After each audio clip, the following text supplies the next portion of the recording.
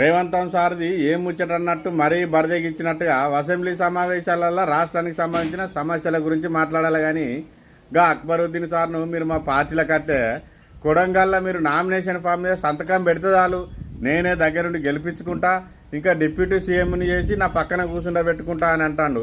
అసెంబ్లీలో ఎవరన్నాకి పార్టీ మార్పుల గురించి మాట్లాడచ్చునా? ఇదేమన్నా పద్ధతేనా రేవంతం సారు? అందరికీ నమస్కారం. Welcome to Trinetra news. నేను మీ రౌత్ కిషోర్.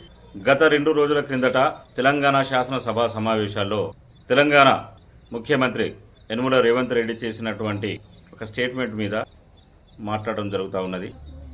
ఎంఐఎం ఎమ్మెల్యే అయినటువంటి అక్బరుద్దీన్ ఓవైసీ కాంగ్రెస్ పార్టీలోకి కనుక వస్తే కాంగ్రెస్ పార్టీ బీఫామ్ మీద నుండి ముఖ్యమంత్రి సొంత నియోజకవర్గమైనటువంటి కొడంగల్ నుండి పోటీ చేయించి నుండి గెలిపించుకొని డిప్యూటీ సీఎం పదవిని ఇచ్చి తన పక్కనే కూర్చుండబెట్టుకుని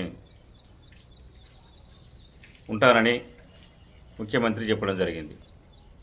అయితే దీని మీద తెలంగాణ సమాజం సానుకూలమైనటువంటి దృక్పథాన్ని కలిగి ఉందని నా అభిప్రాయం.